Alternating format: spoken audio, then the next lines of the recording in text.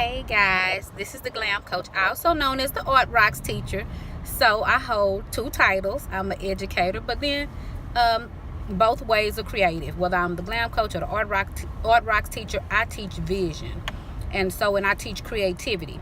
And what I want to talk about is, do you have a vision for your classroom? This is especially good for new teachers. If you know a new teacher, make sure that they watch this video, because you need to have an expectation of how you want your class to run every year. You cannot wait until you get into the classroom with the kids and then you set your expectation. I actually have a vision board of how I want my students to act, my expectations, even how I want them to act in the hallway. When they see me, I expect for the kids to know how to act immediately. Now, you cannot control how kids act for other teachers in other classrooms. You will not be able to control everybody's space and area. I had to learn that the hard way. But you can control your own.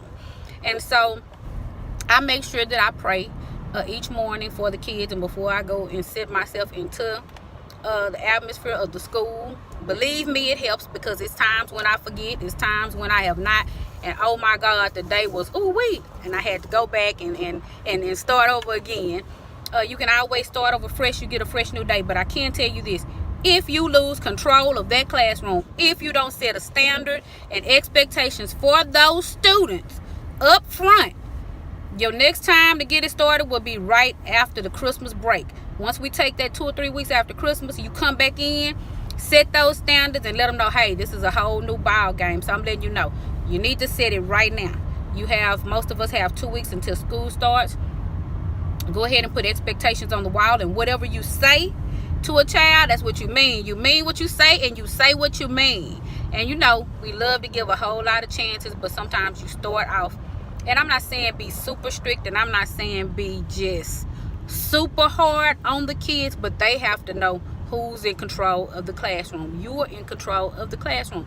You are the moderator, and you carry the tone of the class.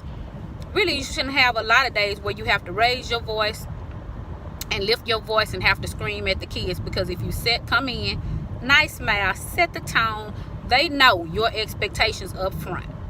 So go ahead and get everything that you need out for discipline, and so let them know just how it's going to run. If it's, you say, hey, after the third time, then we do a call home. After the third time, that's the expectation.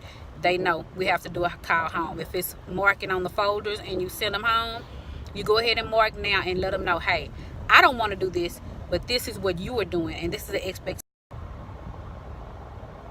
So I just wanted to stop in and let you all know, please have a vision for your classroom, for the grades, for how you want your test scores to go, for if you want your students to be contest winners. Set a standard of your expectations, and your students will respect you, and you'll respect your students, and you'll have a winning school year. Bye.